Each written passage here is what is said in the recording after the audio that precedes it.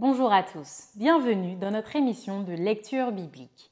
L'objectif est de lire toute la Bible en l'espace de 6 mois dans l'ordre chronologique des événements.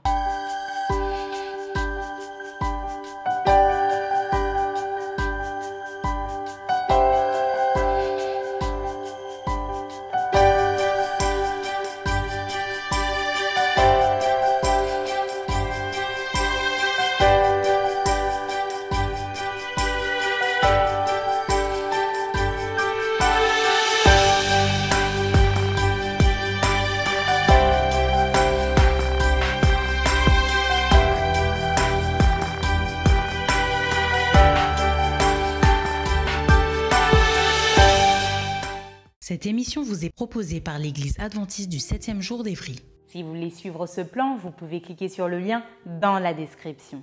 N'hésitez pas à vous abonner à notre chaîne Évry Adventiste afin de recevoir toutes les nouvelles vidéos de lecture. Restez jusqu'à la fin car nous vous proposerons une méditation concernant le texte du jour. N'hésitez pas à poser toutes vos questions dans les commentaires. Aujourd'hui, nous lirons le livre des Proverbes du chapitre 16 à 21.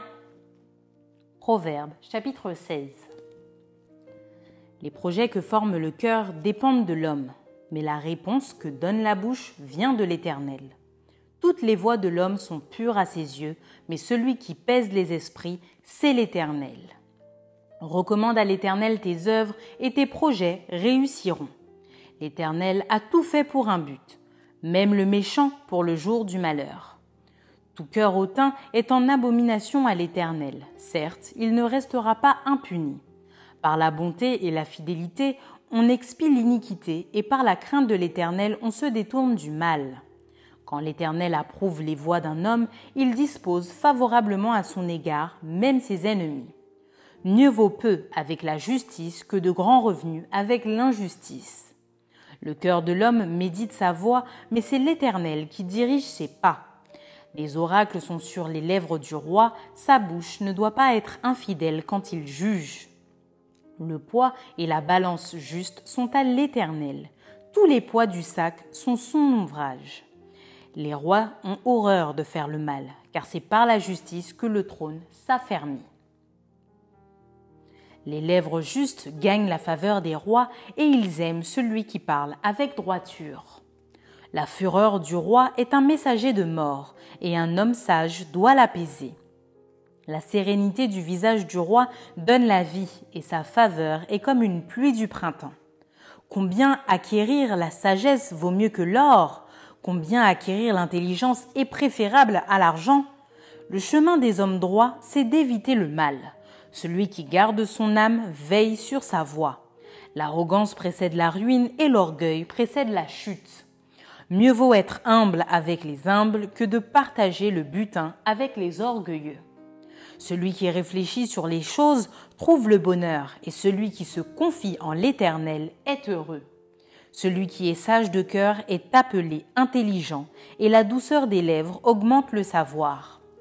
La sagesse est une source de vie pour celui qui la possède, et le châtiment des insensés, c'est leur folie.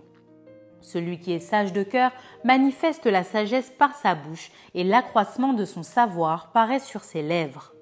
Les paroles agréables sont un rayon de miel, douces pour l'âme et salutaires pour le corps. Telle voix paraît droite à un homme, mais son issue, c'est la voie de la mort. Celui qui travaille pour lui, car sa bouche l'y excite. L'homme pervers prépare le malheur et il y a sur ses lèvres comme un feu ardent. L'homme pervers excite des querelles et le rapporteur divise les amis. L'homme violent séduit son prochain et le fait marcher dans une voie qui n'est pas bonne. Celui qui ferme les yeux pour se livrer à des pensées perverses, celui qui se mord les lèvres a déjà consommé le mal. Les cheveux blancs sont une couronne d'honneur, c'est dans le chemin de la justice qu'on la trouve. Celui qui est lent à la colère vaut mieux qu'un héros et celui qui est maître de lui-même que celui qui prend des villes. On jette le sort dans le plan de la robe, mais toute décision vient de l'Éternel. Proverbes, chapitre 17. Mieux vaut un morceau de pain sec avec la paix qu'une maison pleine de viande avec des querelles. Un serviteur prudent domine sur le fils qui fait honte et il aura part à l'héritage au milieu des frères. Le creuset est pour l'argent et le fourneau pour l'or. Mais celui qui éprouve les cœurs, c'est l'Éternel. Le méchant est attentif à la lèvre inique, le menteur prête l'oreille à la langue pernicieuse. Celui qui se moque du pauvre outrage celui qui l'a fait. Celui qui se réjouit d'un malheur ne restera pas impuni. Les enfants des enfants sont la couronne des vieillards, et les pères sont la gloire de leurs enfants. Les paroles distinguées ne conviennent pas à un insensé, combien moins à un noble les paroles mensongères. Les présents sont une pierre précieuse aux yeux de qui en reçoit. De quelque côté qu'ils se tournent, ils ont du succès. Celui qui couvre une faute cherche l'amour, et celui qui la rappelle dans ses discours divise les amis. Une réprimande fait plus d'impression sur l'homme intelligent que 100 coups sur l'insensé. Le méchant ne cherche que révolte, mais un messager cruel sera envoyé contre lui. Rencontre une ours privée de ses petits plutôt qu'un insensé pendant sa folie. De celui qui rend le mal pour le bien, le mal ne quittera point la maison. Commencer une querelle, c'est ouvrir une digue. Avant que la dispute s'anime, retire-toi. Celui qui absout le coupable et celui qui condamne le juste sont tous deux en abomination à l'Éternel. À quoi sert l'argent dans la main de l'insensé? À acheter la sagesse? Mais il n'a point de sens. L'ami aime en tout temps, et dans le malheur, il se montre un frère. L'homme dépourvu de sens prend des engagements, il cautionne son prochain. Celui qui aime les querelles aime le péché. Celui qui élève sa porte cherche la ruine. Un cœur faux ne trouve pas le bonheur, et celui dont la langue est perverse tombe dans le malheur. Celui qui donne naissance à un insensé aura du chagrin. Le père d'un fou ne peut pas se réjouir. Un cœur joyeux est un bon remède, mais un esprit abattu dessèche les eaux. Le méchant accepte en secret des présents pour pervertir les voies de la justice. La sagesse est en face de l'homme intelligent, mais les yeux de l'insensé sont à l'extrémité de la terre. Un fils insensé fait le chagrin de son père et l'amertume de celle qui l'a enfanté. Il n'est pas bon de condamner le juste à une amende, ni de frapper les nobles à cause de leur droiture. Celui qui retient ses paroles connaît la science, et celui qui a l'esprit calme est un homme intelligent. L'insensé même, quand il se tait, passe pour sage. Celui qui ferme ses lèvres est un homme intelligent. Proverbe chapitre 18. L'homme qui se tient à l'écart cherche ce qui lui plaît. Il s'irrite contre tout ce qui est sage. Ce n'est pas à l'intelligence que l'insensé prend plaisir, c'est à la manifestation de ses pensées. Quand vient le méchant, vient aussi le mépris, et avec la honte vient l'opprobre. Les paroles de la bouche d'un homme sont des eaux profondes. La source de la sagesse est un torrent qui jaillit. Il n'est pas bon d'avoir égard à la personne du méchant pour faire tort au juste dans le jugement.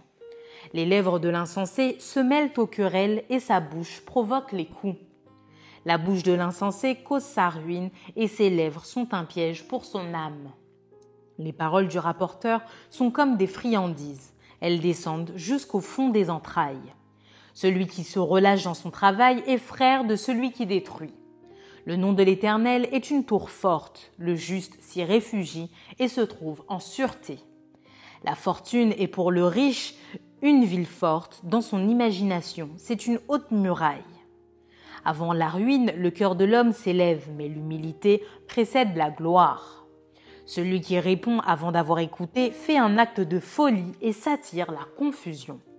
L'esprit de l'homme le soutient dans la maladie, mais l'esprit abattu, qui le relèvera? Un cœur intelligent acquiert la science et l'oreille des sages cherche la science. Les présents d'un homme lui élargissent la voie et lui donnent accès auprès des grands. Le premier qui parle dans sa cause paraît juste. Vient sa partie adverse et on l'examine. Le sort fait cesser les contestations et décide entre les puissants. Les frères sont plus intraitables qu'une ville forte et leurs querelles sont comme les verrous d'un palais. C'est du fruit de sa bouche que l'homme rassasie son corps, c'est du produit de ses lèvres qu'il se rassasie. La mort et la vie sont au pouvoir de la langue. Quiconque l'aime en mangera les fruits. Celui qui trouve une femme trouve le bonheur. C'est une grâce qu'il obtient de l'Éternel. Le pauvre parle en suppliant et le riche répond avec dureté. Celui qui a beaucoup d'amis les a pour son malheur, mais il est tel, ami plus attaché qu'un frère. Proverbe chapitre 19. Mieux vaut le pauvre qui marche dans son intégrité que l'homme qui a des lèvres perverses et qui est un insensé. Le manque de science n'est bon pour personne, et celui qui précipite ses pas tombe dans le péché. La folie de l'homme pervertit sa voix, et c'est contre l'Éternel que son cœur s'irrite. La richesse procure un grand nombre d'amis, mais le pauvre est séparé de son ami. Le faux témoin ne restera pas impuni, et celui qui dit des mensonges n'échappera pas. Beaucoup de gens flattent l'homme généreux, et tous sont les amis de celui qui fait des présents. Tous les frères du pauvre le haïssent, combien plus ses amis s'éloignent-ils de lui? Il leur adresse des paroles suppliantes, mais ils disparaissent. Celui qui acquiert du sens aime son âme, celui qui garde l'intelligence trouve le bonheur. Le faux témoin ne restera pas impuni et celui qui dit des mensonges périra. Il ne sied pas à un insensé de vivre dans les délices, combien moins à un esclave de dominer sur des princes. L'homme qui a de la sagesse est lent à la colère et il met sa gloire à oublier les offenses. La colère du roi est comme le rugissement d'un lion et sa faveur est comme la rosée sur l'herbe. Un fils insensé est une calamité pour son père et les querelles d'une femme sont une gouttière sans fin. On peut hériter de ses pères une maison et des richesses, mais une femme intelligente est un don de l'Éternel. La paresse fait tomber dans l'assoupissement et l'âme nonchalante éprouve la faim. Celui qui garde ce qui est commandé garde son âme. Celui qui ne veille pas sur sa voie mourra. Celui qui a pitié du pauvre prête à l'Éternel qui lui rendra selon son œuvre. Châtie ton fils, car il y a encore de l'espérance, mais ne désire point le faire mourir. Celui que la colère emporte doit en subir la peine, car si tu le libères, tu devras y revenir. Écoute les conseils et reçois l'instruction afin que tu sois sage dans la suite de ta vie. Il y a dans le cœur de l'homme beaucoup de projets, mais c'est le dessein de l'Éternel qui s'accomplit. Ce qui fait le charme d'un homme, c'est sa bonté, et mieux vaut un pauvre qu'un menteur. La crainte de l'Éternel mène à la vie, et l'on passe la nuit rassasié sans être visité par le malheur. Le paresseux plonge sa main dans le plat et il ne la ramène pas à sa bouche. Frappe le moqueur et le sot deviendra sage. Reprend l'homme intelligent et il comprendra la science. Celui qui ruine son père et qui met en fuite sa mère est un fils qui fait honte et qui fait rougir. Cesse, mon fils, d'écouter l'instruction si c'est pour t'éloigner des paroles de la science. Un témoin pervers se moque de la justice et la bouche des méchants dévore l'iniquité. Les châtiments sont prêts pour les moqueurs et les coups pour le dos des insensés. Proverbe chapitre 20. Le vin est moqueur, les boissons fortes sont tumultueuses. Quiconque en fait excès n'est pas sage. La terreur qu'inspire le roi est comme le rugissement d'un lion. Celui qui l'irrite pêche contre lui-même. C'est une gloire pour l'homme de s'abstenir des querelles, mais tout insensé se livre à l'emportement. À cause du froid, le paresseux ne laboure pas. À la moisson, il voudrait récolter, mais il n'y a rien. Les desseins dans le cœur de l'homme sont des eaux profondes, mais l'homme intelligent sait y puiser. Beaucoup de gens proclament leur bonté, mais un homme fidèle, qui le trouvera? Les justes marchent dans son intégrité, heureux ses enfants après lui. Le roi assis sur le trône de la justice dissipe tout mal par son regard. Qui dira « J'ai purifié mon cœur, je suis net de mon péché » Deux sortes de poids, deux sortes d'effats sont l'un et l'autre en abomination à l'Éternel. L'enfant laisse déjà voir par ses actions si sa conduite sera pure et droite. L'oreille qui entend et l'œil qui voit, c'est l'Éternel qui les a faits, l'un et l'autre. N'aime pas le sommeil de peur que tu ne deviennes pauvre. Ouvre les yeux, tu seras rassasié de pain. Mauvais, mauvais, dit l'acheteur, et en s'en allant, il se félicite. Il y a de l'or et beaucoup de perles, mais les lèvres savantes sont un objet précieux. Prends son vêtement car il a cautionné autrui, exige de lui des gages à cause des étrangers. Le pain du mensonge est doux à l'homme, et plus tard sa bouche est remplie de gravier. Les projets s'affermissent par le conseil, fait la guerre avec prudence. Celui qui répand la calomnie dévoile les secrets. Ne te mêle pas avec celui qui ouvre ses lèvres. Si quelqu'un maudit son père et sa mère, sa lampe s'éteindra au milieu des ténèbres. Un héritage promptement acquis dès l'origine ne sera pas béni quand viendra la fin. Ne dis pas « je rendrai le mal ». Espère en l'Éternel et il te délivrera. L'Éternel a en horreur 2 sortes de poids et la balance fausse n'est pas une chose bonne. C'est l'Éternel qui dirige les pas de l'homme, mais l'homme peut-il comprendre sa voie? C'est un piège pour l'homme que de prendre à la légère un engagement sacré et de ne réfléchir qu'après avoir fait un vœu. Un roi sage dissipe les méchants et fait passer sur eux la roue. Le souffle de l'homme est une lampe de l'Éternel, il pénètre jusqu'au fond des entrailles. La bonté et la fidélité gardent le roi et il soutient son trône par la bonté. La force et la gloire des jeunes gens et les cheveux blancs sont l'ornement des vieillards. Les plaies d'une blessure sont un remède pour le méchant, de même les coups qui pénètrent jusqu'au fond des entrailles. Proverbe chapitre 21. Le cœur du roi est un courant d'eau dans la main de l'Éternel. Il l'incline partout où il veut. Toutes les voies de l'homme sont droites à ses yeux, mais celui qui pèse les cœurs, c'est l'Éternel. La pratique de la justice et de l'équité, voilà ce que l'Éternel préfère au sacrifice. Des regards hautains et un cœur qui s'enfle, cette lampe des méchants, ce n'est que péché. Les projets de l'homme diligent ne mènent qu'à l'abondance, mais celui qui agit avec précipitation n'arrive qu'à la disette. Les trésors acquis par une langue mensongère sont une vanité fugitive et l'avant-coureur de la mort. La violence des méchants les emporte parce qu'ils refusent de faire ce qui est juste. Le coupable suit des voies détournées, mais l'innocent agit avec droiture.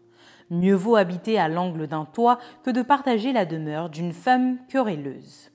L'âme du méchant désire le mal, son ami ne trouve pas grâce à ses yeux. Quand on châtie le moqueur, le sot devient sage, et quand on instruit le sage, il accueille la science. Le juste considère la maison du méchant. L'Éternel précipite les méchants dans le malheur. Celui qui ferme son oreille au cri du pauvre criera lui-même et n'aura point de réponse. Un don fait en secret apaise la colère, et un présent fait en cachette calme une fureur violente. C'est une joie pour le juste de pratiquer la justice, mais la ruine est pour ceux qui font le mal. L'homme qui s'écarte du chemin de la sagesse reposera dans l'assemblée des morts. Celui qui aime la joie reste dans l'indigence. Celui qui aime le vin et l'huile ne s'enrichit pas. Le méchant sert de rançon pour le juste et le perfide pour les hommes droits. Mieux vaut habiter dans une terre déserte qu'avec une femme querelleuse et irritable. De précieux trésors et de l'huile sont dans la demeure du sage, mais l'homme insensé les engloutit. Celui qui poursuit la justice et la bonté trouve la vie, la justice et la gloire. Le sage monte dans la ville des héros et il abat la force qui lui donnait de l'assurance. Celui qui veille sur sa bouche et sur sa langue préserve son âme des angoisses. L'orgueilleux, le hautain, s'appelle un moqueur. Il agit avec la fureur de l'arrogance. Les désirs du paresseux le tuent parce que ses mains refusent de travailler. Tout le jour, il éprouve des désirs, mais le juste donne sans parcimonie. Le sacrifice des méchants est quelque chose d'abominable, combien plus quand il l'offre avec des pensées criminelles. Le témoin menteur périra, mais l'homme qui écoute parlera toujours. Le méchant prend un air effronté, mais l'homme droit affermit sa voix. Il n'y a ni sagesse, ni intelligence, ni conseil en face de l'Éternel. Le cheval est équipé pour le jour de la bataille, mais la délivrance appartient à l'Éternel. Maintenant, place à la méditation.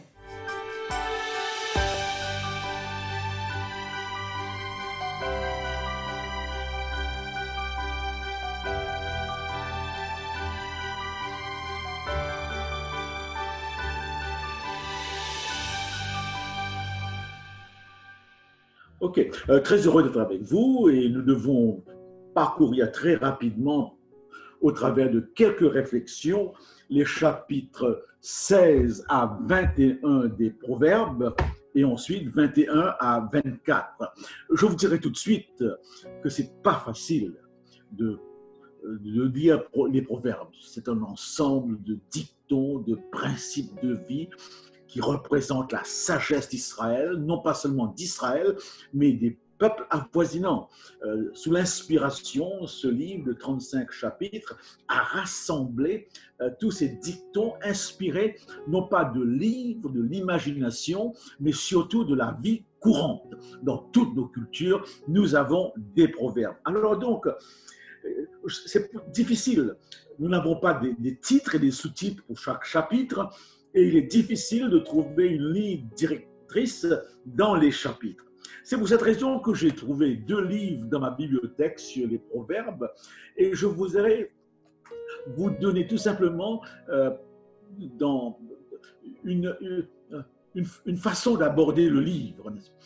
Il faudrait avoir à l'esprit différents thèmes, parce que dans un seul chapitre, vous avez beaucoup de thèmes.